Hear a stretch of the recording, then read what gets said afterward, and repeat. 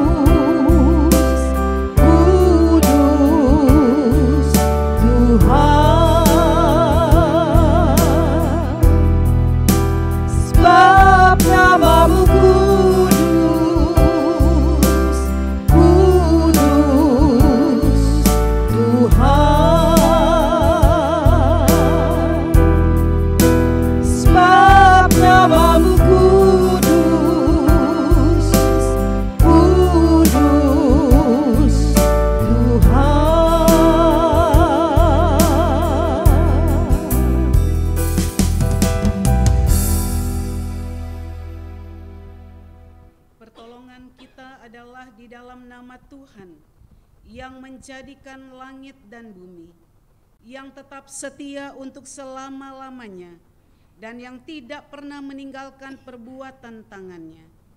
Oleh sebab itu, ibadah minggu ini ditabiskan dalam nama Allah Bapa, Putra, dan Roh Kudus.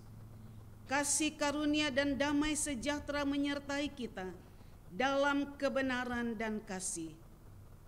Amin. Amin.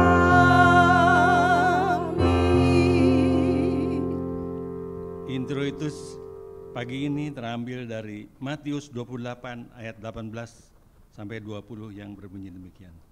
Yesus mendekati mereka dan berkata kepadaku, telah diberikan segala kuasa di sorga dan di bumi. Karena itu pergilah, jadikanlah semua bangsa muridku dan baptislah mereka dalam nama Bapa dan Anak dan Roh Kudus. Dan ajarlah mereka melakukan segala sesuatu yang telah kuperintahkan kepadamu, dan ketahuilah aku menyertai kamu senantiasa sampai kepada akhir zaman. Marilah kita memuji Tuhan dengan nyanyian Aba ya Bapa.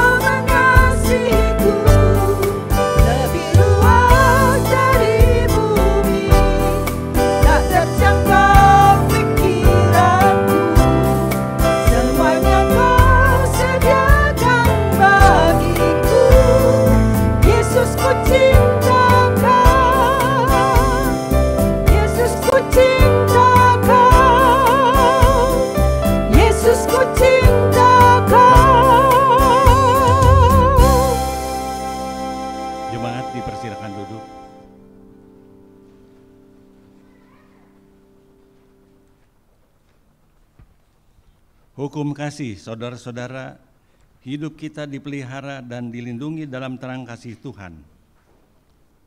Kasih itu dinyatakan dalam bentuk hukum sebagai dasar hidup orang beriman. Kasihilah Tuhan Allahmu dengan segenap hatimu dan dengan segenap jiwamu dan dengan segenap akal budimu. Itulah hukum yang terutama dan pertama. Dan hukum yang kedua yang sama dengan itu ialah kasihilah sesama manusia seperti dirimu sendiri. Pada kedua hukum inilah tergantung seluruh hukum Taurat dan kitab para nabi. Matius 22 ayat 37 sampai dengan 39. Akan tetapi hukum kasih itu tidak dapat dilaksanakan dengan sempurna, sehingga mudah kita jatuh dan terjerumus ke dalam jurang dosa yang menyebabkan benci, dendam, iri hati, dan perpecahan. Jika kita berkata bahwa kita tidak berdosa, maka kita menipu diri kita sendiri dan kebenaran tidak ada di dalam kita. Jika kita mengaku dosa kita, maka Ia setia dan adil sehingga Ia akan mengampuni segala dosa kita dan menyucikan kita dari segala kejahatan. 1 Yohanes 1 ayat 8 sampai dengan 9. Marilah kita mohon pengampunan atas segala dosa dan salah kita. Mari kita berdoa. Ya Tuhan, kami datang sujud menyembah di hadapan-Mu dan mengaku akan segala dosa dan salah kami, baik secara pikiran, perkataan maupun perbuatan. Kami sadar akan setiap kelalaian dan pelanggaran kami, kelemahan iman dan ketidaksetiaan, salah paham, mementingkan diri dan perselisihan, ketertutupan dan ketidakjelasan dalam kesaksian kami.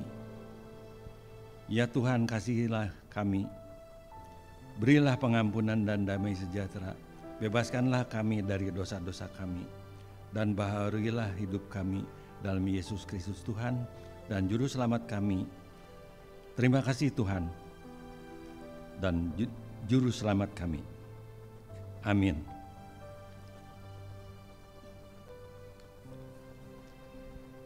Berita anugerah dan petunjuk hidup baru. Berita anugerah Allah terdapat dalam Kolose 2 ayat 7. Hendaklah kamu berakar di dalam Dia dan dibangun di atas Dia. Hendaklah kamu bertambah teguh dalam iman yang telah diajarkan kepadamu, dan hendaklah hatimu melimpah dengan syukur. Segala kemuliaan bagi Allah Bapa di sorga. Petunjuk hidup baru. Saudara-saudara kita telah dibebaskan dari dosa kita oleh kasih karunia Tuhan, maka kita tidak boleh lagi hidup di dalam dosa, melainkan Kristus hidup di dalam kita. Surat Rasul Paulus kepada jemaat di Roma yang tertulis pada Roma 11 ayat 36 berkata demikian, sebab segala sesuatu adalah dari Dia dan oleh Dia dan kepada Dia, bagi Dialah kemuliaan sampai selama-lamanya. Kiranya Roh Kudus menolong kita untuk mewujudkan kemuliaan Allah dalam hidup kita dan di seluruh dunia. Mari kita angkat pujian bersama, Tetap Cinta Yesus.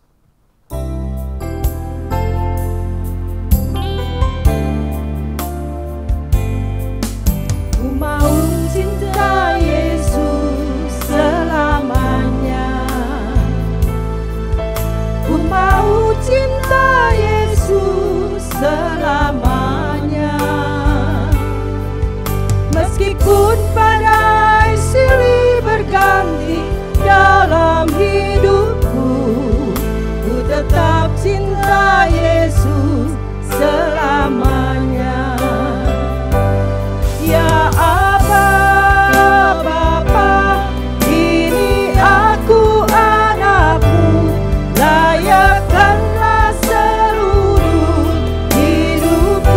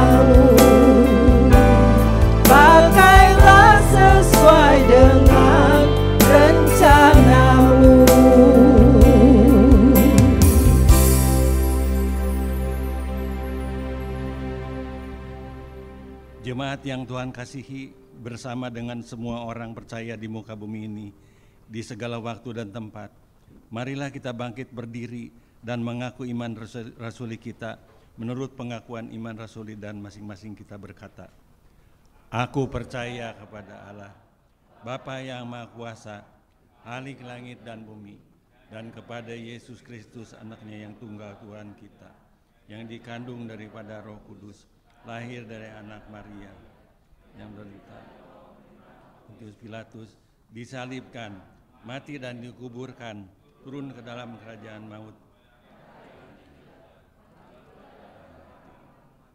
naik ke surga, duduk sebelah kanan Allah, Bapa yang Maha Kuasa, dan tentang orang yang hidup dan mati. Aku percaya pada Roh Kudus.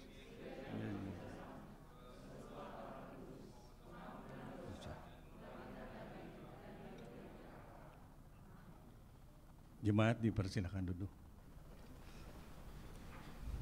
Untuk anak-anak sekolah minggu dimohon ke depan untuk didoakan oleh Ibu Pendeta Vera Mas Paitela. Tuhan Yesus tidak berubah, tidak berubah, tidak berubah. Tuhan Yesus tidak berubah, tak berubah selama-lamanya. Haleluya, haleluya, haleluya, haleluya, haleluya, haleluya.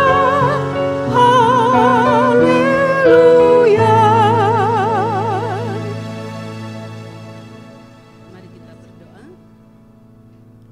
Bapa di surga, dalam nama Tuhan Yesus Kristus kami datang kepada Engkau dengan segala ucapan syukur oleh karena di hadapan kami berdiri anak-anak-Mu yang sangat Engkau kasihi dan yang telah Engkau perintahkan supaya dibawa datang kepada Engkau.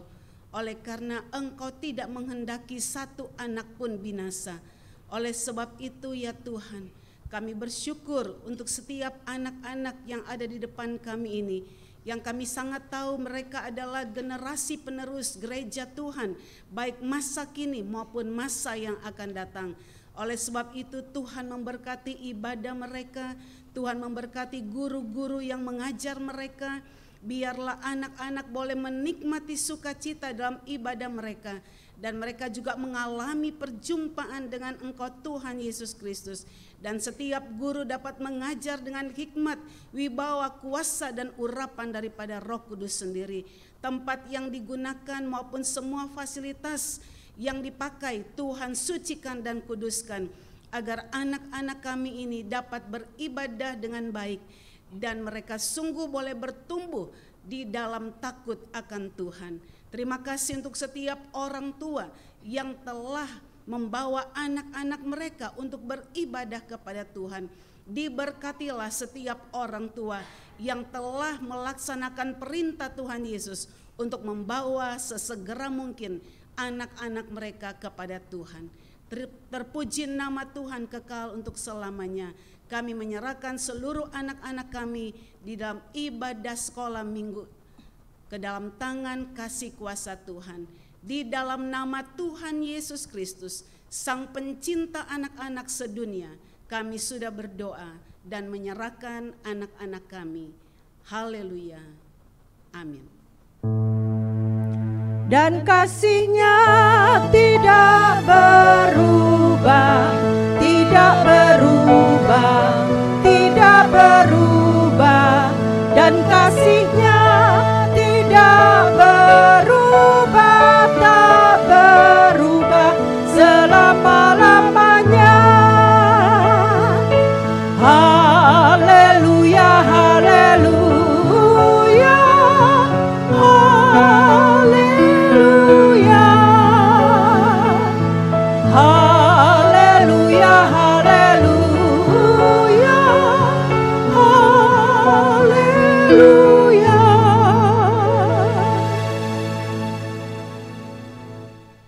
Pagi ini pelayan firman adalah Pendeta Ibu Vera Mas Paitela.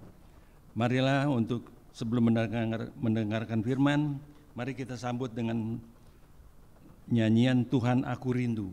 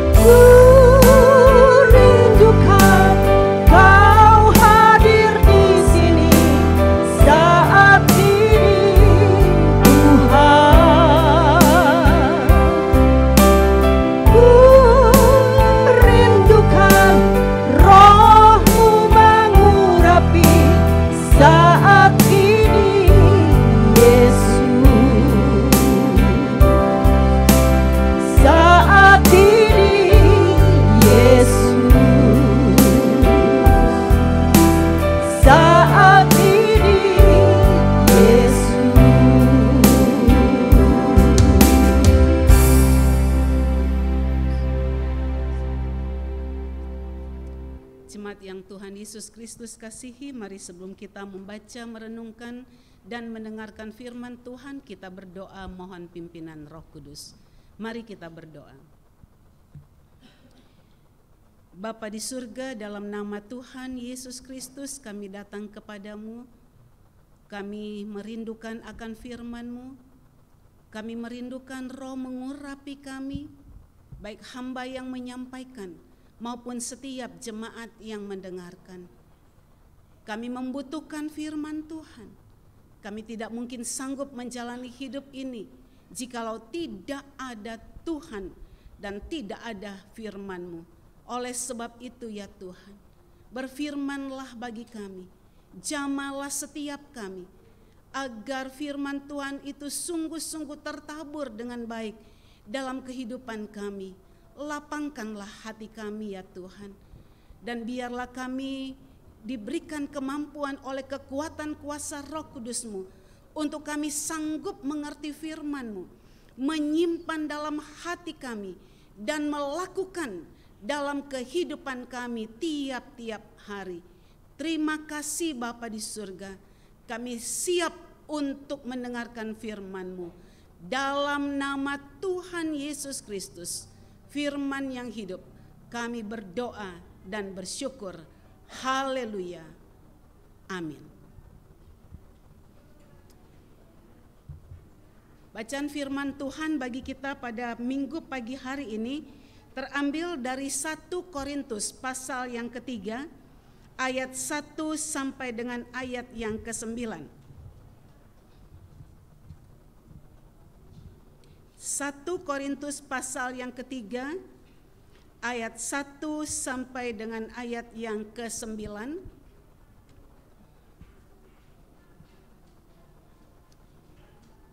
Demikian bunyi firman Tuhan. Judul perikop adalah perselisihan. Dan aku, saudara-saudara, pada waktu itu tidak dapat berbicara dengan kamu seperti dengan manusia rohani, tetapi hanya dengan manusia duniawi yang belum dewasa dalam Kristus. Susulah yang kuberikan kepadamu, bukanlah makanan keras, sebab kamu belum dapat menerimanya. Dan sekarang pun kamu belum dapat menerimanya, karena kamu masih manusia duniawi. Sebab jika di antara kamu ada iri hati dan perselisihan, bukankah hal itu menunjukkan bahwa kamu manusia duniawi dan bahwa kamu hidup secara manusiawi? Karena jika yang seorang berkata, aku dari golongan Apolos, dan yang lain berkata, aku dari golongan aku dari golongan Paulus, dan yang lain berkata, aku dari golongan Apolos, bukankah hal itu menunjukkan bahwa kamu manusia duniawi yang bukan rohani? Jadi, apakah Apolos? Apakah Paulus? Pelayan-pelayan Tuhan yang olehnya kamu menjadi percaya, masing-masing menurut jalan yang diberikan Tuhan kepadanya. Aku menanam, Apolos menyiram, tetapi Allah yang memberi pertumbuhan. Karena itu yang penting bukanlah yang menanam atau yang menyiram, melainkan Allah yang memberi pertumbuhan. Baik yang menanam maupun yang menyiram adalah sama, dan masing-masing akan menerima upahnya sesuai dengan pekerjaannya sendiri. Karena kami adalah kawan sekerja Allah, kamu adalah ladang Allah, bangunan Allah. Demikian firman Tuhan. Terpujilah Kristus. Haleluya. Haleluya. Haleluya. Haleluya.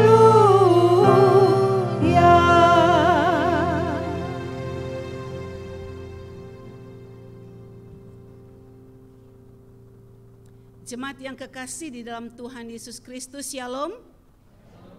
Ya, puji Tuhan, senang sekali pada minggu pagi hari ini kita masih boleh dan dapat beribadah bersama di gereja Tuhan di tempat ini. Tentunya itu merupakan suatu ucapan syukur kepada Tuhan karena kita masih diberikan kesempatan untuk boleh beribadah kepada Tuhan. Sebelum kita lanjut di dalam pemberitaan firman Tuhan, izinkan saya juga bersama dengan keluarga menyampaikan turut berbelasungkawa, turut merasa kehilangan, turut berduka cita atas dipanggilnya hamba Tuhan yang setia melayani Tuhan di tempat ini, yaitu dengan hormat saya menyebutnya yaitu almarhum Bapak Penatua Abraham Frederick Bernard. Berita yang kami dapatkan yaitu pada hari Kamis kalau tidak salah, dan kami pikir bahwa hari Jumat baru dimakamkan, sehingga kami akan datang pada hari Jumat dan bertanya di mana tempatnya. Tetapi ternyata info yang didapatkan hari Kamis sudah dimakamkan.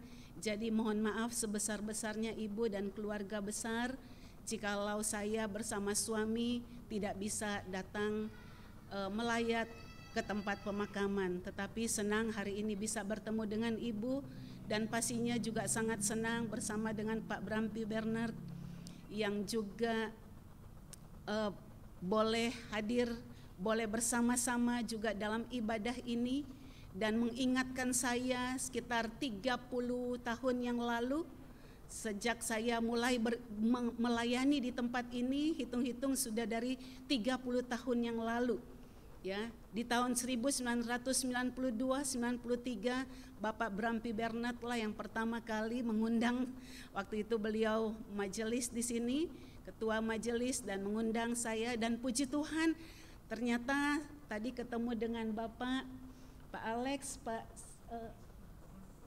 Thomas, Ibu sudah lama ya, jadi tidak ke sini. Puji Tuhan, hari ini saya masih diingat dan boleh melayani di tempat ini. Sangat memuji Tuhan, bersyukur boleh bertemu dengan Bapak Ibu yang juga tetap setia di dalam melayani Tuhan dan di dalam beribadah kepada Tuhan. Tema firman Tuhan yang telah ditetapkan bagi kita pada minggu pagi hari ini sebagaimana yang telah diberikan kepada saya beberapa waktu yang lalu, yaitu fokus kepada tujuan mulia. Fokus kepada tujuan mulia atau Tuhan sang pemberi pertumbuhan. Yang telah kita baca di dalam 1 Korintus pasal 3 ayat 1 sampai dengan ayat yang ke-9 tadi. Nah, kata fokus berarti pusat atau memusatkan perhatian. Dan dalam bacaan kita tadi, maka apakah tujuan mulia yang harus menjadi fokus? Apakah tujuan mulia yang harus menjadi pusat perhatian kita atau gereja Tuhan sebagai orang percaya? Itu dijawab pada ayat yang ke-7. Dikatakan pada ayat yang ke-7, karena itu yang penting bukanlah yang menanam atau yang menyiram, melainkan Allah yang memberi pertumbuhan. Pusat perhatian kita atau yang harus menjadi fokus yaitu Allah sang pemberi pertumbuhan. Dan ayat yang ke-7 ini lahir sebagai counter terhadap fakta yang terjadi di jemaat Korintus sebagaimana yang disampaikan bagi kita di ayat 1 sampai dengan ayat yang ke-6. Rasul Paulus sebagai orang atau rasul yang mendirikan jemaat di Korintus, yang itu dilakukan pada perjalanan misinya yang kedua, dan ketika Rasul Paulus sedang berada di Efesus sekitar tahun 55 Masehi, dan ia kemudian menuliskan surat ini kepada jemaat di Korintus. Dan latar belakang dari surat ini khususnya di pasal 3 tadi ayat 1 sampai 9 adalah karena di jemaat Korintus terjadi perselisihan. Di jemaat Korintus terjadi pengelompokan sebagaimana di ayat yang keempat dikatakan, karena jika yang seorang berkata aku dari golongan Paulus dan yang lain berkata aku dari golongan Apolos, menyampaikan dan membuktikan kepada kita bahwa jemaat di Korintus terjadi perselisihan, terjadi pengelompokan antara golongan Paulus dan golongan Apolos. Maka kemudian Rasul Paulus menggiring jemaat di Korintus untuk pada fokus utama mereka, yaitu Allah sang pemberi pertumbuhan. Nah, selanjutnya untuk kita dapat mengerti tema ini, yaitu fokus kepada tujuan mulia, kepada tujuan utama, maka kita akan merenungkan dalam 3 bagian, yaitu yang pertama, untuk dapat fokus kepada tujuan mulia atau tujuan utama, maka hal-hal yang harus dihindari di dalam kehidupan berjemaat, termasuk dalam kehidupan berkeluarga tentunya, yang pertama yang harus dihindari adalah perselisihan. Atau yang harus dihindari adalah hidup sebagai manusia duniawi. Dan hidup sebagai manusia duniawi itu ditandai dengan yang pertama adalah perselisihan. Perselisihan terjadi oleh karena ada penyebab sehingga mengakibatkan perselisihan. Ada penyebab maka akibatnya perselisihan. Dan perselisihan di jemaat Korintus itu terjadi oleh karena beberapa hal. Yaitu ayat 1 sampai dengan ayat yang ketiga dikatakan mereka masih hidup sebagai manusia rohani. Mereka hidup sebagai manusia duniawi. Dengan kata lain mereka tidak hidup sebagai manusia rohani yang seharusnya mereka yang sudah percaya dan terima Tuhan Yesus, status mereka adalah orang-orang yang sudah dimerdekakan dari dosa, sudah dimerdekakan dari cara dan gaya hidup manusia duniawi. Namun fakta melaporkan kepada kita bahwa ternyata jemaat di Korintus masih hidup sebagaimana manusia duniawi. Dan itu terlihat di ayat yang ketiga, dikatakan karena kamu masih manusia duniawi, sebab jika di antara kamu ada iri hati. Jadi indikasi orang yang masih hidup secara manusia duniawi, yaitu hidup dalam perselisihan yang dibuktikan dengan iri hati, berselisih, bertengkar. Iri hati dalam bahasa aslinya dari kata zelos, berarti cemburu atau jelus, dengki. Dan kecemburuan terjadi karena ada cemburu atau dengki satu dengan yang lain, satu terhadap yang lain.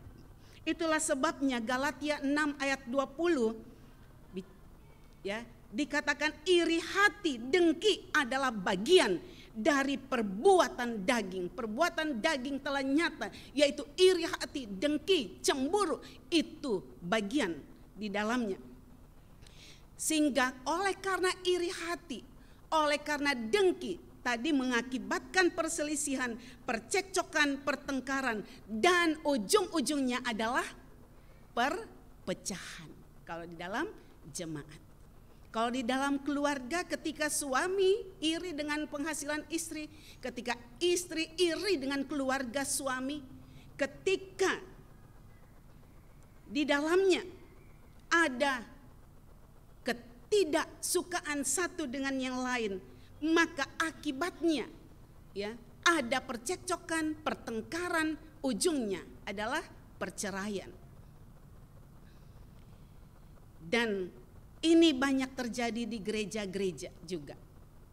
Orang-orang yang notabene adalah orang-orang yang sudah dimerdekakan oleh karya penebusan Kristus di atas kayu salib. Tetapi oleh karena tetap hidup secara manusia duniawi dan memberi ruang, memberi peluang dalam kehidupannya untuk iri hati bertahta di dalam hatinya, dan penyakit-penyakit lainnya berkuasa atas kehidupannya, atas hatinya, cemburu, dengki, dan jelus, maka akibatnya seringkali di gereja-gereja Tuhan pun terjadi perpecahan. Yang kedua, yaitu ciri manusia duniawi yang tadi perselisihan yang kedua dikatakan mereka belum dewasa di ayat 1 sampai dengan ayat yang ketiga. Jika diteliti dari bahasa aslinya, maka kata yang digunakan untuk kata belum dewasa kepada jemaat di Korintus, yaitu kata itu berarti mereka masih kanak-kanak, mereka masih bayi, mereka masih balita.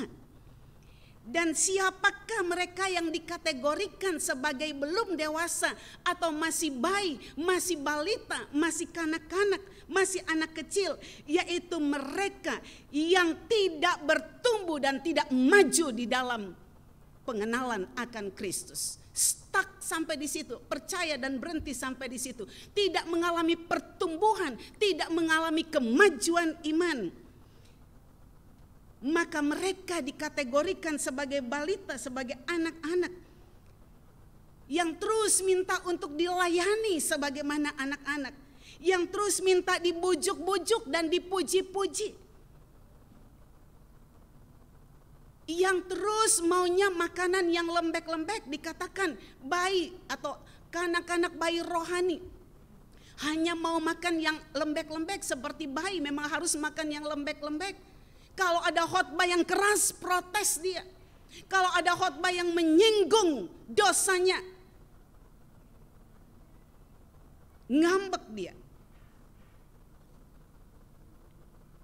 Orang yang terus minta dilayani, dibujuk, dirayu, dipuji-puji, kalau enggak dihormati, enggak dihargai, maka orang seperti itu dikategorikan masih sebagai bayi rohani. Dan saya harap itu tidak ada di jemaat ini. Amin. Biasanya orang katakan itu tidak ada di jemaat ini, tidak ada di jemaat lain. Saya mau katakan, saya harap itu tidak ada di jemaat ini. Tapi kalaupun ada, bertobatlah segera. Supaya mengalami pertumbuhan dan juga mengalami kemajuan di dalam Kristus. Kalau dalam jemaat penuh dengan perselisihan, pertengkaran, percekcokan, iri hati, cemburu, minta dilayani terus, minta dibujuk-bujuk, minta dihormati, minta dipuji, kapan bertumbuhnya? Orang yang model seperti ini, kita mungkin malaikat juga akan bilang, aduh kasihan banget sih kamu. Iblis seringkali membuat kita terputar-putar dengan segala sesuatu yang bersikap untuk diri kita sendiri. Sehingga kita kemudian tidak bertumbuh dan bertumbuh dan bertumbuh dan berbuah dan berbuah dan berbuah. Sehingga yang ada adalah penyesalan di kemudian hari. Karena lagu yang kita nyanyikan, kita tidak berani untuk menyanyikan lagu. Bila saatnya nanti ku tak berdaya lagi, hidup ini sudah jadi berkat. Mengapa tidak bisa menjadi berkat? Enggak bertumbuh. Kenapa enggak bisa jadi berkat? Enggak bertumbuh dan tidak berbuah. Itulah sebabnya tadi saya mengatakan bahwa almarhum, saya katakan hamba Tuhan, dari 30 tahun yang lalu sampai terakhir, saya tidak tahu tahun lalu apa 2 tahun lalu ya saya khotbah, setahun lalu berkhotbah di sini. Beliau masih melayani, masih menjadi majelis. Itu kan suatu hal yang luar biasa. Itu harus kebanggaan yang luar biasa bagi istri, anak-anak dan cucu, sampai pada akhir hidupnya tetap melayani Tuhan.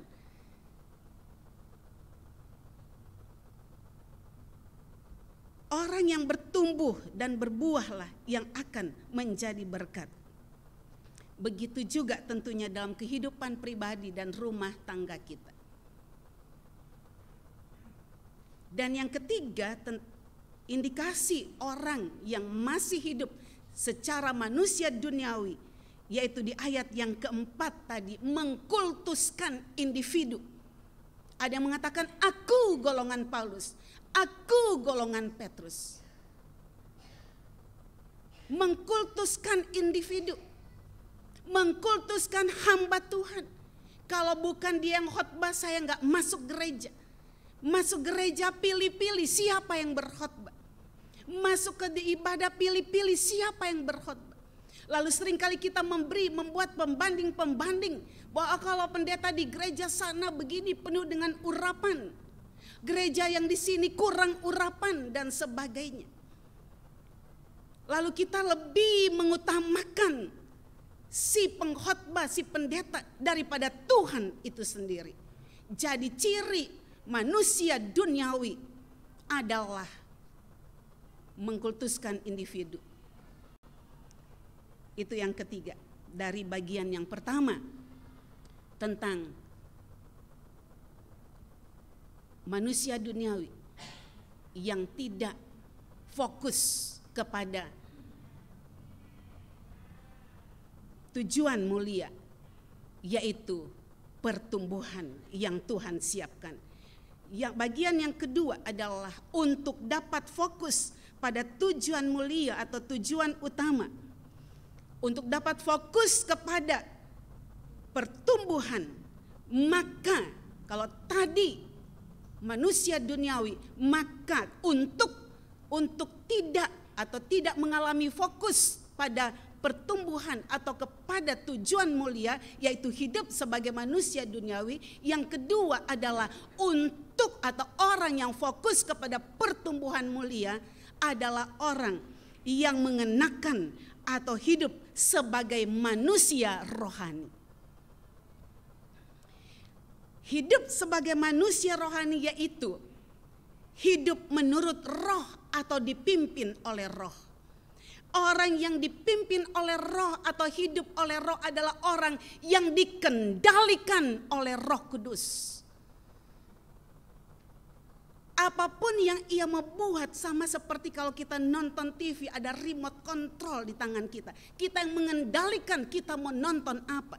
Jadi orang manusia rohani adalah dia dikendalikan oleh Roh Kudus. Dan yang memegang kendali hidupnya adalah Allah sendiri, adalah Roh Kudus sendiri. Sehingga apapun yang dia lakukan, apakah ini sungguh berkenan di hadapan Tuhan atau tidak. Hidup dikendalikan oleh Roh Kudus, maka tentunya dia akan menghasilkan buah Roh Kudus. Dan buah Roh Kudus itu adalah buah yang diharapkan, yang dinantikan dan diperintahkan oleh Allah sendiri. Apa yang tidak bisa ditiru oleh iblis? Orang sakit oleh iblis pun bisa sembuh. Apa yang tidak bisa ditiru? Oh, iblis bisa tiru orang sakit sembuh. Oh, iblis bisa tiru kelihatan hal-hal yang spektakuler dan sebagainya. Tetapi apa yang tidak bisa ditiru oleh iblis? Yaitu buah roh. Kalau iblis sudah menghasilkan buah roh, ya sudah bukan iblis lagi, bukan? Bagaimana mungkin iblis bisa kasih, bisa sukacita, bisa damai sejahtera, bisa sabar, bisa setia, bisa mengendalikan diri. Jadi dengan jemaat yang kekasih dalam Tuhan Yesus Kristus, untuk dapat fokus pada tujuan mulia sebagaimana tema kita adalah hidup menurut roh, dipimpin oleh roh, dikendalikan oleh Roh Kudus. Hidup sesuai dengan apa yang Tuhan mau, bukan apa yang saya dan saudara mau. Hidup sesuai dengan apa yang Tuhan telah sampaikan, yang telah genap, lengkap, sempurna tertulis di dalam Alkitab yang adalah firman Tuhan. Yang kedua, untuk dapat fokus pada tujuan mulia yaitu hidup sebagai manusia rohani. Yang kedua, mengalami dan memiliki kedewasaan rohani, kedewasaan iman. Kedewasaan iman berarti sanggup membedakan manakah kehendak Allah dan manakah yang bukan. Hari ini kita bersyukur dalam kedukaan pun ibu dan keluarga masih tetap bisa memutuskan saya harus datang beribadah, mencari Tuhan. Karena sumber penghiburan, sumber kekuatan itu datangnya dari Tuhan dan firman Tuhan. Itu menunjukkan kepada kedewasaan rohani seseorang yang dalam keadaan dan kondisi bagaimanapun dia tahu prioritas hidupnya adalah dia harus datang kepada Tuhan, dia harus mencari Tuhan, dan dia sanggup membedakan manakah kehendak Allah dan manakah yang bukan. Apakah dia harus larut di dalam kesedihan atau dia harus bangkit oleh karena dia tahu ada Tuhan yang akan memberikan kekuatan dan penghiburan di dalam kehidupannya. Mengalami dan memiliki kedewasaan rohani atau kedewasaan iman berarti makanannya bukan yang lembek-lembek lagi. Dia berani makan yang keras, yang alot, yang garing mungkin. Dia tidak akan tersinggung tadi saya katakan ketika mendengarkan khotbah yang keras. Dan dia sanggup membedakan mana yang benar dan mana yang salah. tidak mudah dipengaruhi oleh dunia ini. Kendati pun dunia ini menjanjikan untuk berhasil boleh korupsi, untuk berhasil bisa melakukan hal-hal yang tidak memuliakan Tuhan. Orang yang mengenakan atau hidup sebagai manusia rohani, dia bisa mengendalikan perasaannya. Dia akan mampu mengendalikan dirinya sehingga dia akan menghasilkan buah roh sebagaimana Galatia pasal yang kelima tadi ayat yang ke-22. Galatia pasal yang kelima ayat yang ke-22 dikatakan, tetapi buah roh ialah kasih, sukacita, damai sejahtera, kesabaran, kemurahan, kebaikan, kesetiaan, kelemah lembutan, penguasaan diri. Orang yang hidup sebagai manusia rohani yang dikendalikan oleh Roh Kudus, dia akan menghasilkan buah Roh Kudus dalam kehidupannya. Bagian yang ketiga yang akan kita renungkan dan hal yang terpenting agar tetap fokus kepada tujuan mulia supaya mengalami pertumbuhan. Yang pertama, memahami bahwa Allah sumber pertumbuhan. Itu sebagaimana ayat yang ke-7 bahwa Allah sumber pertumbuhan. Kata pertumbuhan itu dari kata auxano yang berarti berkembang, bertumbuh dan bertambah besar. Dan dari beberapa terjemahan, maka auxano atau kata pertumbuhan ini yaitu Allah penyebab untuk bertumbuh. Allah lah penyebab untuk bertumbuh. Lalu di terjemahan yang lain juga dikatakan, tetapi Allah dan bukan kami yang menumbuhkannya. Dan di terjemahan yang lain lagi dikatakan, tetapi Allah yang memberi peningkatan. Jadi Rasul Paulus di sini mau menjelaskan bahwa semuanya adalah karena Tuhan. Tadi Roma ya, di ayat apa tuh? Roma 11 ayat 36. Ayat bukan introitus ya, introitus di petunjuk hidup baru atau apa ya? Ya. Sebab segala sesuatu adalah dari Dia dan oleh Dia, kepada Dia, bagi Dialah segala kemuliaan. Rasul Paulus punya Rasul Paulus itu punya kesadaran diri yang amat kuat, yang amat sangat, bahwa kendati pun dia sudah melakukan banyak dalam pemberitaan Injil, kendati pun dia sudah berkorban sedemikian rupa untuk pemberitaan Injil, tetapi dia tetap yakin bahwa semua karena Allah, dari Allah, oleh Allah, kepada Dialah segala kemuliaan sekarang dan sampai selama-lamanya.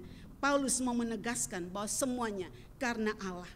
Kalau rumah tangga kita masih bisa bertahan sampai sini, jangan suami berkata itu karena saya. Jangan istri berkata itu karena saya. Kalau kita masih bisa sehat sampai sekarang ini, itu bukan karena saya, karena uang saya, karena saya bisa berobat ke rumah sakit yang hebat. Ketika anak-anak kita berhasil, jangan sampai kita berkata itu karena saya, itu karena didikan saya. Ketika gereja Tuhan berkembang, ketika pelayanan ini berkembang, jangan sampai hamba Tuhan berkata, majelis berkata, itu karena saya, itu oleh saya, semuanya karena saya. Tapi dengarkan baik-baik, sehebat apapun Paulus, sehebat apapun Apolos, enggak ada apa-apanya sama sekali kalau bukan karena Tuhan yang memberi pertumbuhan. Sehebat apapun suami bekerja, sehebat apapun istri bekerja, enggak ada apa-apanya kalau bukan karena Tuhan yang memberikan pertolongan. Oleh sebab itu jemaat yang kekasih dalam Tuhan Yesus Kristus,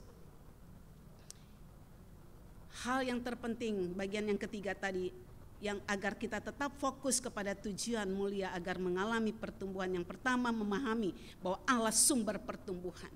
Yang kedua adalah untuk mengalami pertumbuhan kita harus tahu bahwa sebagaimana tumbuhan dia harus dipupuk. Sebagai manusia kita diberi makan supaya bisa bisa bertumbuh, bisa kuat, maka sama juga untuk mengalami pertumbuhan rohani, kita harus makan makanan rohani. Itulah firman Tuhan. Maka jangan pernah lewatkan hari-hari hidupmu tanpa membaca firman Tuhan. Karena itulah makanan bagi kerohanian kita. Itulah kekuatan bagi iman kita. Itulah kekuatan di tengah-tengah pergumulan, kesulitan, dan juga kedukaan kita. Ada firman Tuhan, itu harus menjadi makanan rohani dalam kehidupan kita. Maka bukan hanya makan makanan rohani, tetapi juga bukan hanya makan firman Tuhan, bukan hanya baca, tetapi juga harus sampai mengerti dan memahami firman Tuhan.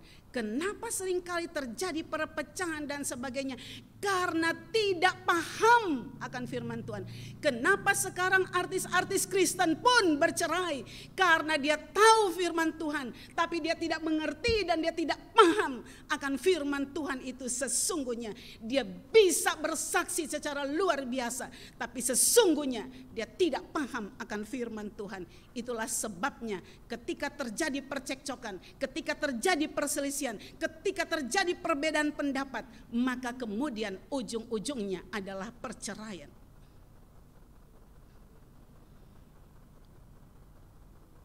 Jadi untuk sebagaimana tema kita, fokus kepada tujuan mulia, maka kita harus membaca dan merenungkan firman Tuhan. Oleh sebab itu di gereja Tuhan juga sangat penting ada pendalaman Alkitab. Supaya orang gak hanya tahu di luar-luarnya saja. Sehingga ketika saksi Yehova datang gampang sekali dipengaruhi. Sekarang saksi Yehova berkembangnya luar biasa. Karena apa? Karena orang Kristen tidak mendapatkan pengajaran yang kuat. Sehingga ketika dibilang Yesus itu bukan Tuhan, maka dia segera goyah. Dan sekarang kita tahu di Bekasi, di daerah dekat ke arah terminal itu ada, mereka punya balai pertemuan yang besar dan mewah, ya. Banyak sekali berarti orang-orang yang datang ke sana dan beralih meninggalkan kepercayaan bahwa Yesus bukan Tuhan. Maka perlu sekali orang bukan hanya membaca tetapi mengerti dan memahami firman Tuhan. Perlu sekali pendalaman-pendalaman Alkitab, perlu sekali pengajaran-pengajaran di gereja. Memang kita juga cukup prihatin oleh karena apa? Oleh karena gereja-gereja Tuhan juga di 20 atau 30 tahun belakangan ini lebih mempropagandakan, lebih menyuarakan, lebih memberitakan tentang hal-hal yang berhasil, yang sukses, yang berhasil, yang sukses, yang sukses, yang sukses. Sehingga ketika dapat tantangan sedikit, ketika mengalami kesulitan sedikit, goyah dia. Datang pengajaran menggoyahkan imannya, dia gampang sekali untuk meninggalkan Tuhan. Dan ini sangat penting untuk kita tanamkan kepada anak-anak kita. Anak-anak sekolah minggu kita, jangan hanya kita ajarkan tentang cerita-cerita moral. Jangan hanya fakta-fakta sejarah. Dengarkan baik-baik fakta sejarah tentang Daniel, tentang Abraham, tentang Musa. Tidak menyelamatkan. Cerita-cerita moral bahwa kamu harus berbuat baik, harus setia, harus sabar, harus begini, harus begitu, dan harus begono. Tidak menyelamatkan. Yang menyelamatkan adalah Yesus. Itulah sebabnya kita harus sedini mungkin dan sesegera mungkin melakukan percepatan untuk menanamkan hal ini kepada anak-anak. Dalam pelayanan-pelayanan yang kami lakukan, khususnya untuk pelayanan yang saya tangani, Yayasan Pelayanan Anak Kalvari, itu selalu kuat sehingga anak-anak dalam kondisi keadaan mimpi sekalipun, kalau ditanya dengan apa dosamu diampuni, mereka tidak akan katakan dengan berbuat baik, dengan amal, dengan rajin ke gereja. Kita keliling ke berbagai wilayah di Indonesia ini Di kantong-kantong Kristen ribuan anak, ribuan orang hadir. Ketika ditanya, dengan apa dosamu diampuni? Bagaimana supaya kamu diselamatkan? Oh, dengan rajin berbuat baik. Oh, dengan rajin ke gereja. Rajin ke gereja dan berbuat baik tidak menyelamatkan. Yang menyelamatkan adalah Yesus Kristus. Maka orang yang telah diselamatkan, dia pasti akan berbuat baik. Orang yang telah diselamatkan, dia pasti akan setia. Jadi penting sekali 4 narasi besar dalam Alkitab sedini mungkin. Minta maaf, boleh sedikit sampaikan kepada Ibu. 4 narasi besar untuk segera diajarkan kepada anak-anak. Yang pertama yang ada dalam Alkitab yaitu creation, penciptaan. Kita menyampaikan tentang Allah. Kemudian yang kedua adalah fall, kejatuhan manusia dalam dosa.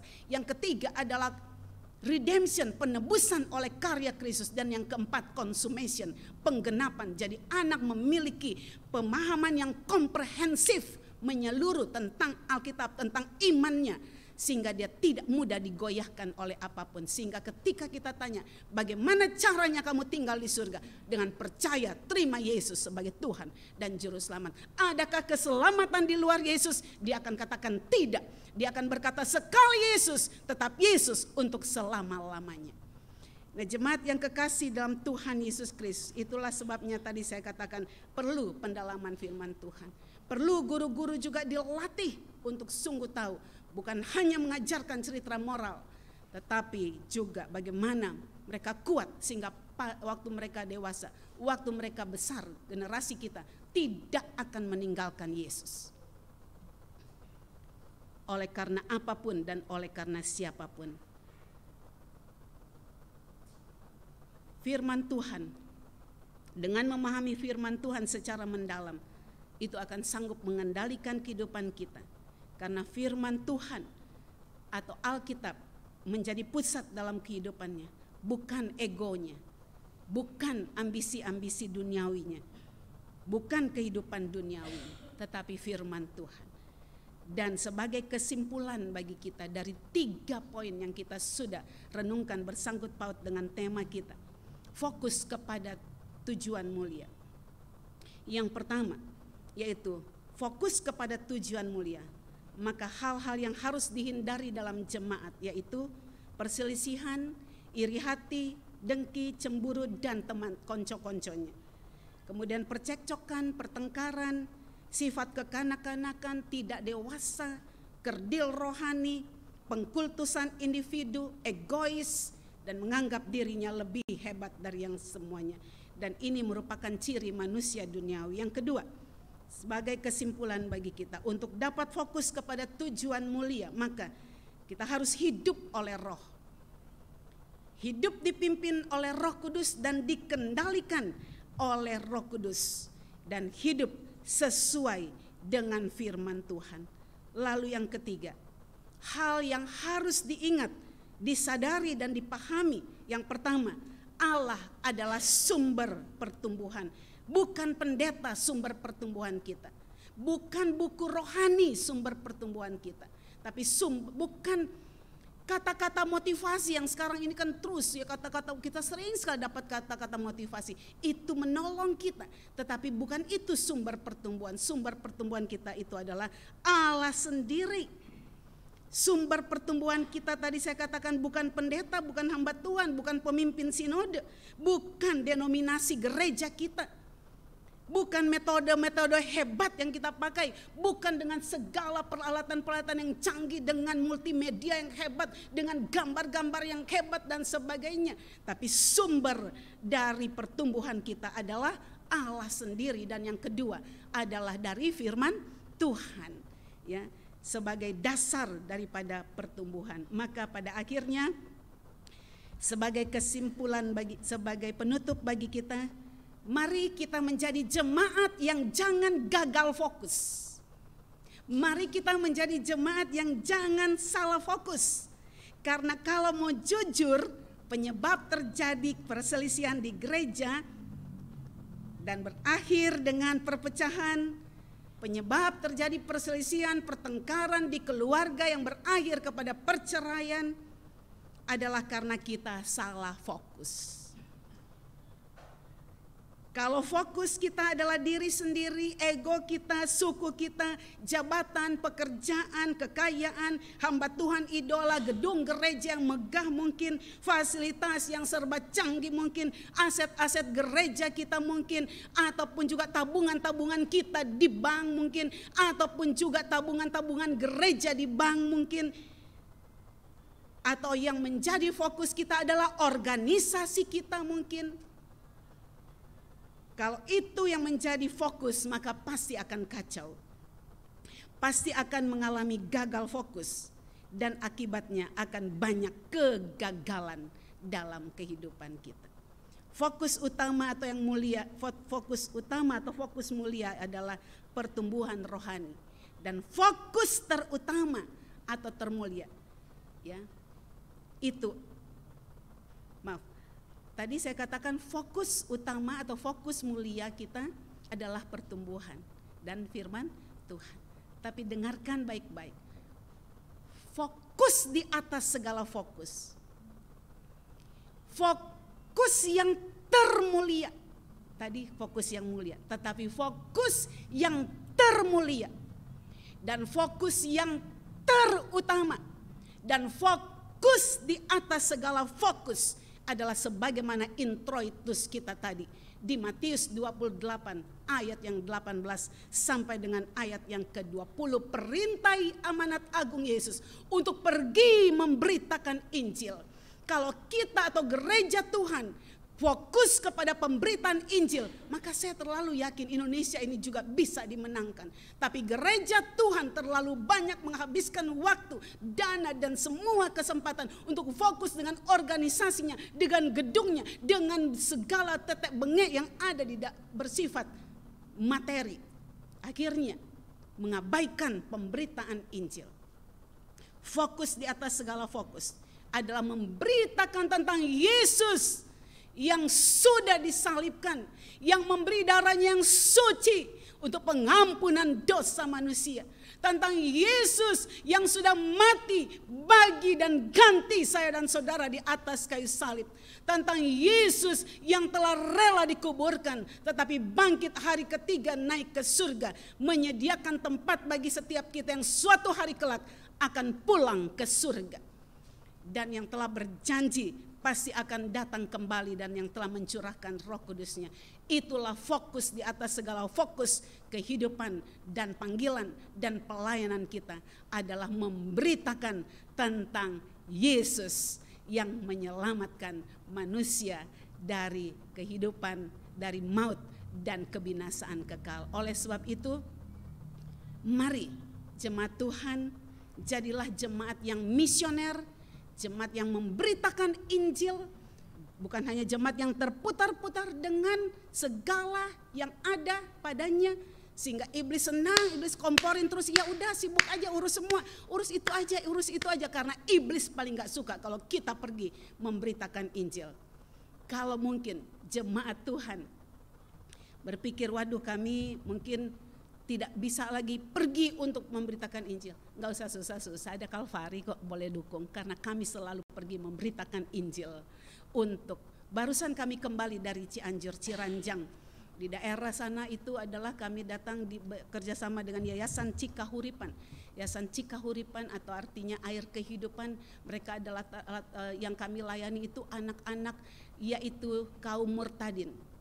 Anak-anak orang-orang Sunda yang mereka dari Garut Selatan, mereka jadi Kristen, mereka terusir begitu banyak, berapa puluh kakak, lalu mereka datang tinggal di Ciranjang dan di sana juga adalah orang Sunda Kristen yang dari 100 tahun yang lalu sudah ada di sana dan sekarang lagi diupayakan supaya sejarah ini dikubur bahwa tidak ada orang Sunda yang Kristen dan berbagai macam cara. Dan kami hadir di sana, kami memberitakan Injil, ketemu anak di sawah diinjili, ketemu anak di lapangan diinjili, ketemu anak dimanapun, bahkan juga memberikan kepada para kaum murtadin dan semuanya untuk supaya bisa mengalami keselamatan dan kemudian bisa terus mengikut Tuhan Yesus dan berbagai macam cara. Dan itu membawa satu hal yang luar biasa ketika kita boleh terus memberitakan Injil. Itulah tujuan yang paling mulia, itulah fokus termulia yang harus dilakukan oleh kita pribadi, keluarga dan juga gereja Tuhan.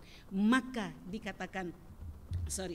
dikatakan pada bagian yang terakhir dari kisah Korintus pasal yang ketiga tadi, dikatakan baik yang menanam maupun yang menyiram adalah sama, dan masing-masing akan menerima upahnya sesuai dengan pekerjaannya sendiri. Jangan pernah takut ketika terlibat dalam pekerjaan Tuhan. Ada upah yang menanti setiap kita.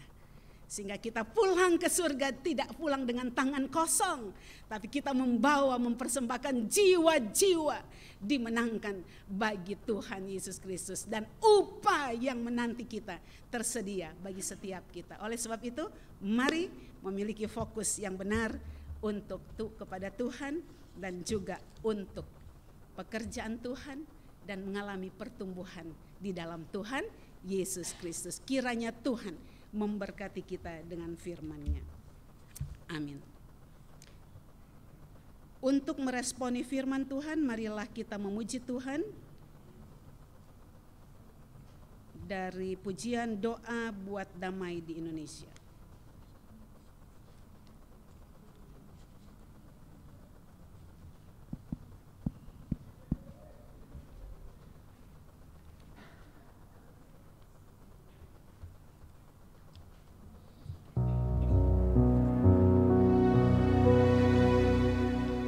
Doa berdamai di Indonesia, doa berdamai di Indonesia, doa berdamai di Indonesia. Indonesia penuh damai, damai, damai, damai, damai, damai, damai. Indonesia penuh damai. Doa buat shalom di Indonesia. Doa buat shalom di Indonesia. Doa buat shalom di Indonesia. Doa buat shalom di Indonesia. Indonesia penuh shalom. Shalom, shalom, shalom, shalom,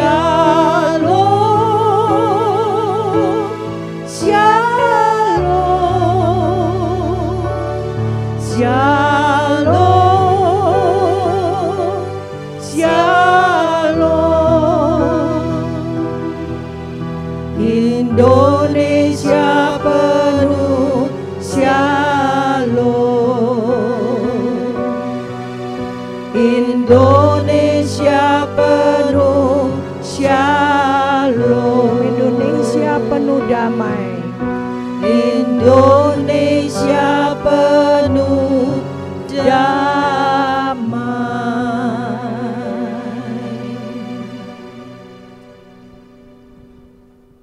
Mari kita masuk di dalam doa syafaat. Mari kita berdoa. Bapa di surga, dalam nama Tuhan Yesus kami datang kepadamu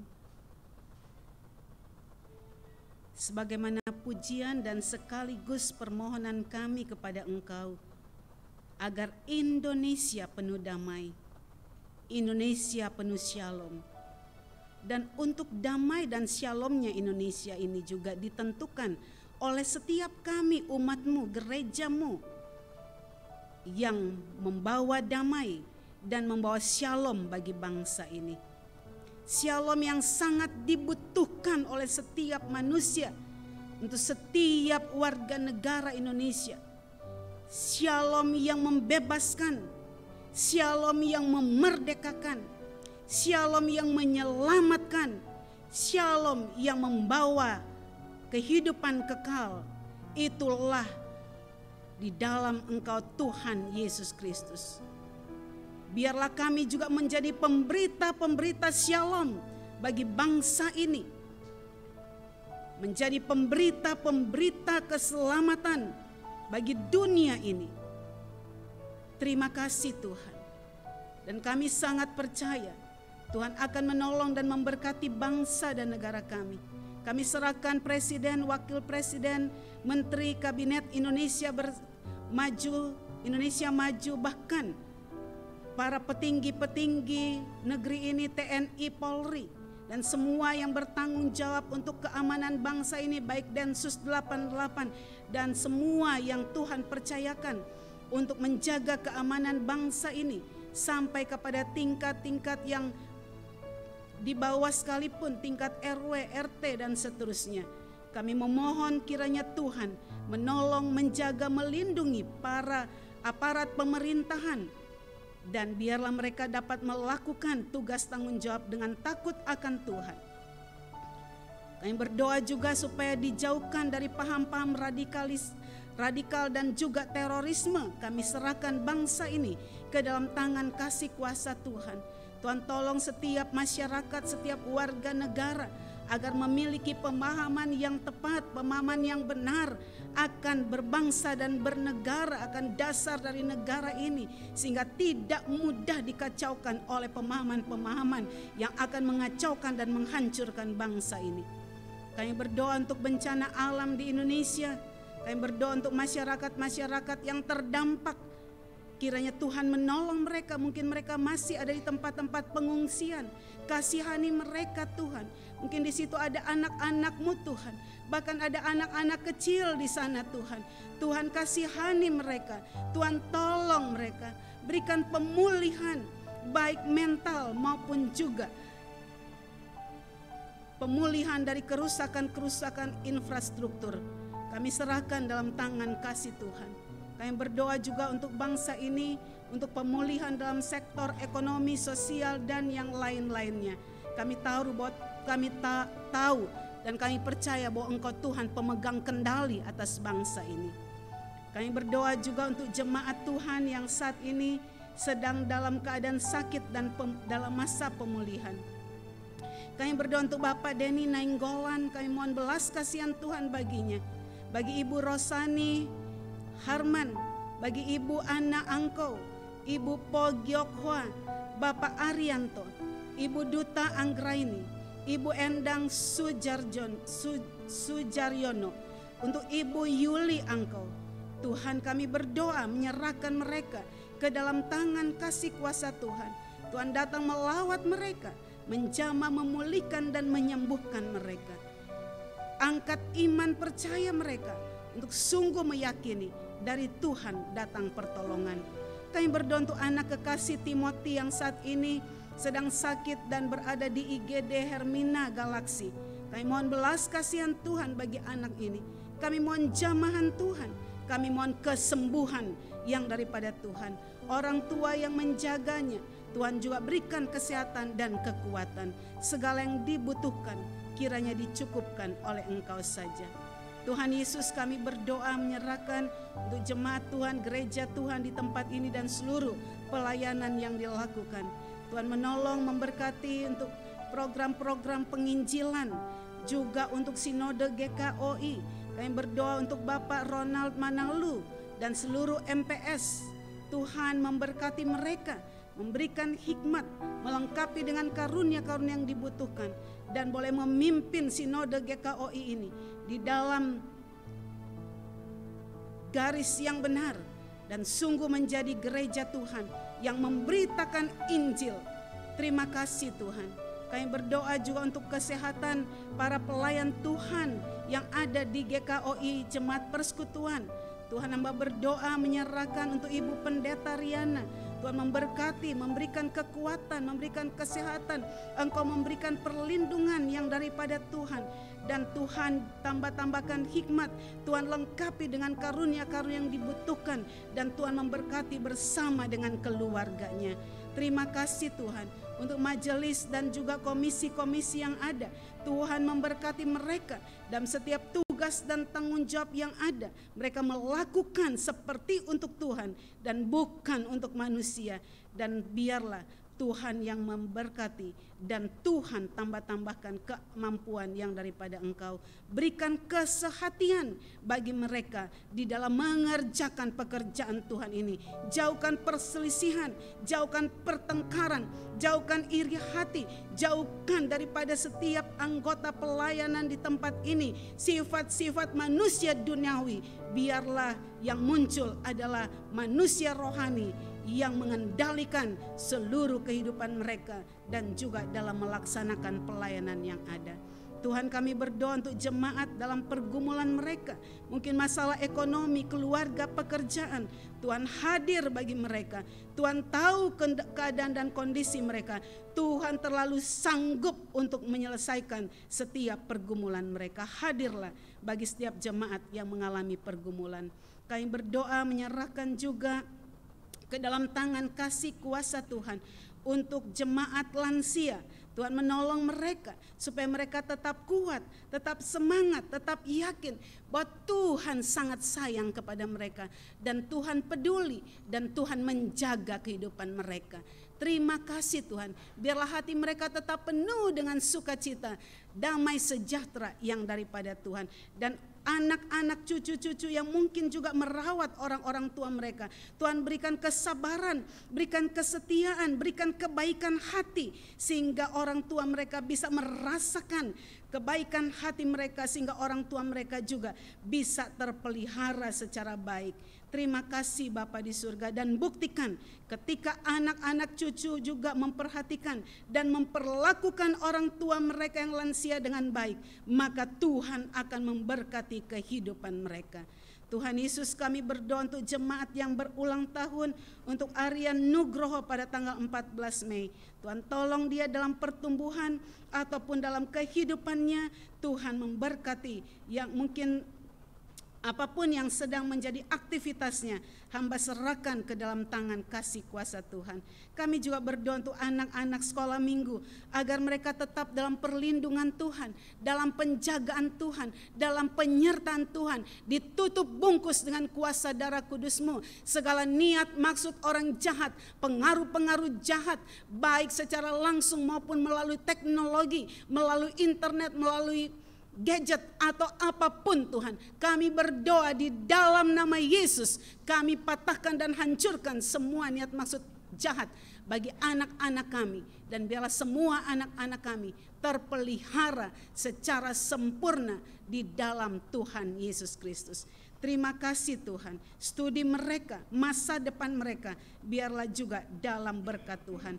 Kami berdoa untuk lingkungan tempat tinggal jemaat yang ada di sini, di RT 01 RW 06 B. Kami serahkan kepada Engkau, Tuhan memberkati sehingga lingkungan ini juga terpelihara, dijauhkan dari hal-hal yang dapat mengacaukan, dan Tuhan menolong gereja Tuhan ini terjaga dan terlindungi di dalam penguasaan darah Tuhan Yesus sendiri. Terima kasih Tuhan, kami sungguh menyerahkan seluruh rangkaian doa syafaat kami, dan kami juga tentunya berdoa menyerahkan ke dalam tangan kasih kuasa Tuhan untuk keluarga almarhum Bapak Abraham Frederick Bernard yang telah Tuhan panggil pada tanggal 10 Mei yang lalu dan yang telah dimuliakan oleh Engkau sendiri. Kami menyerahkan keluarga yang ditinggalkan agar mereka tetap kuat, agar mereka tetap terhibur dan tetap meyakini bahwa ada Tuhan yang bersama dengan mereka. Ada Tuhan yang menjaga mereka, dan ada Roh Kudus yang memberikan penghiburan dan kekuatan yang daripada Engkau. Juga secara khusus hamba berdoa untuk Ibu Evi Bernard, Tuhan juga terus berikan dia kekuatan, kendati pun kehilangan belahan hatinya, kehilangan orang yang sangat ia kasihi, kehilangan suami yang selama ini bersama-sama berjuang dalam suka dan duka. Tetapi kami percaya ketika Tuhan memanggil kembali suaminya, Tuhan yang sama akan memberikan penghiburan dan kekuatan dan ketangguhan untuk tetap menjalani hidup bersama dengan anak-anak dan cucu, bersama dengan keluarga besar yang ada. Terima kasih Bapa di surga. Terpuji-puji nama Tuhan kekal untuk selamanya. Ini doa yang kami naikkan hanya di dalam nama Tuhan Yesus Kristus yang telah mengajarkan kami berdoa. Bapa kami yang di surga, dikuduskanlah namamu. Datanglah kerajaanmu, jadilah kehendak-Mu di bumi seperti di surga. Berilah kami pada hari ini makanan kami yang secukupnya, dan ampunilah kami akan segala kesalahan kami, seperti kami juga mengampuni orang yang bersalah kepada kami. Dan janganlah membawa kami ke dalam pencobaan, tetapi lepaskanlah kami daripada yang jahat. Karena Engkau yang mempunyai kerajaan dan kuasa dan kemuliaan sampai selama-lamanya. Amin.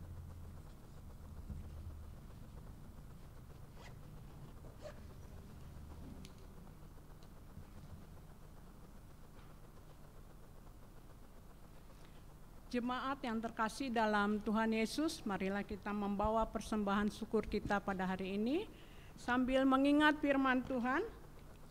Dalam Amsal 3 ayat 9 berkata, muliakanlah Tuhan dengan hartamu dan dengan hasil pertama dari penghasilanmu.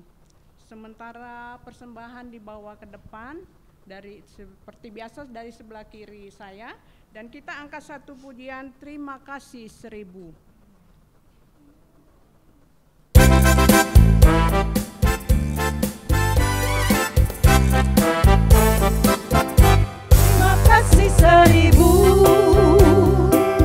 Kepada Tuhan Allahku, aku bahagia karena dicinta. Terima kasih.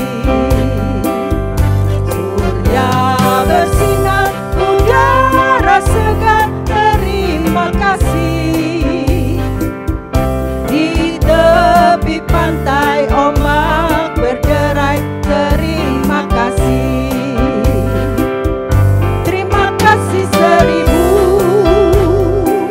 Kepada Tuhan Allahku, aku bahagia karena dicinta. Terima kasih. Hati manusia pandai mencinta. Terima kasih. Setiap waktu bisik hatiku. Terima kasih. Terima kasih.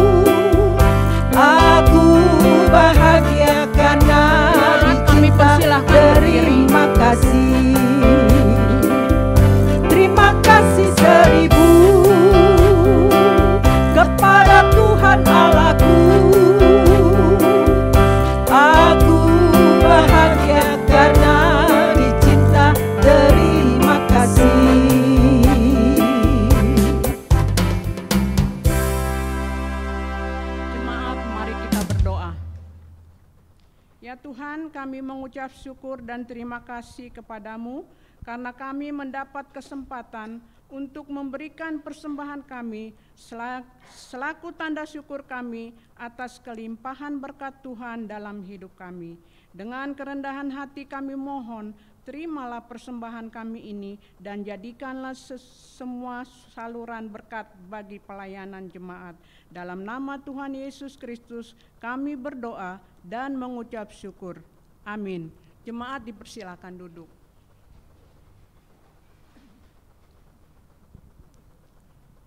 Tambahan warta jemaat periode 14 Mei 2023.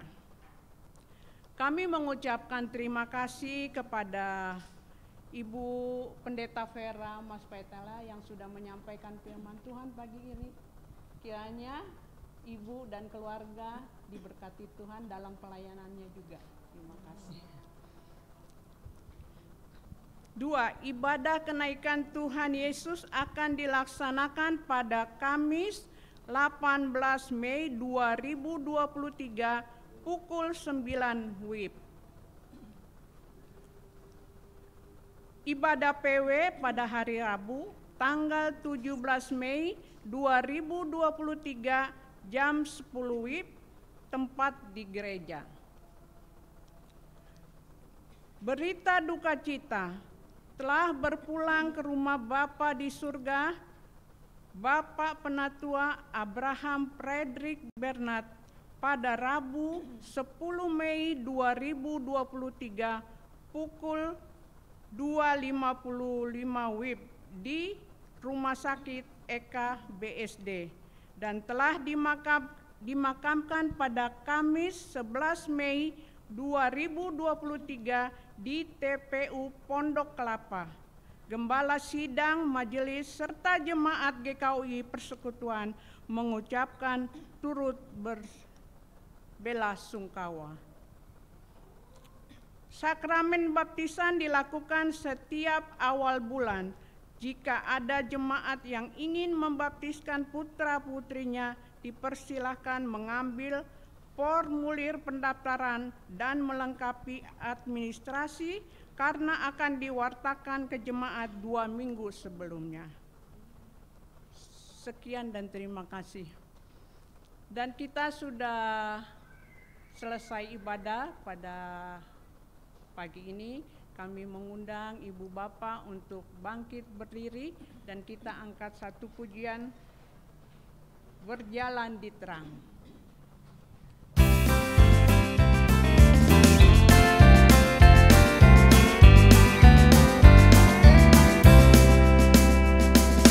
Iringlah Tuhan dalam terang, keluar dari gelap, dan ingat apa wajibmu, dan turutlah tetap.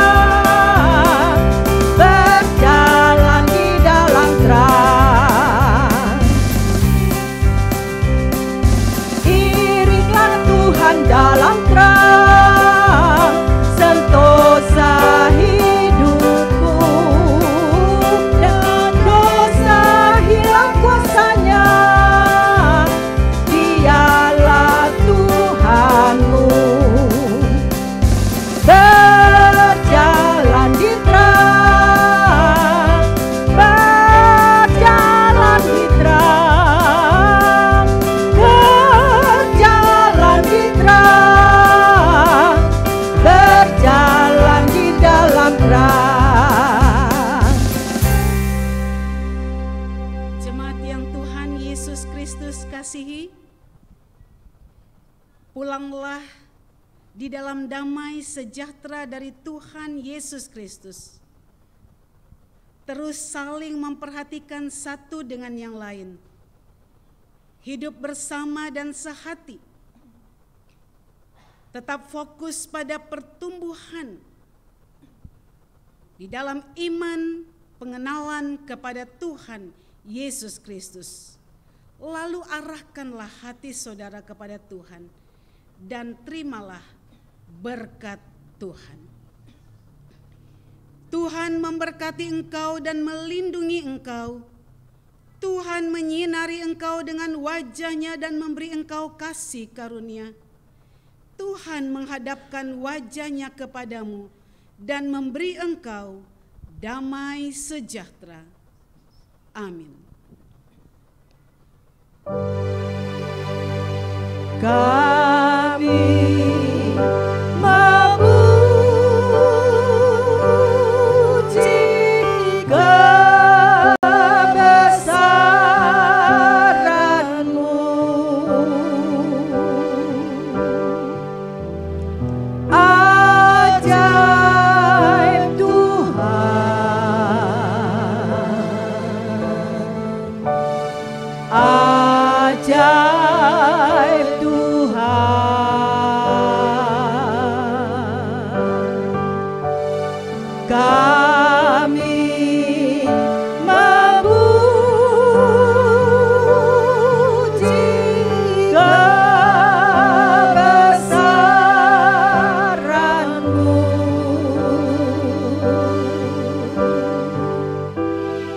I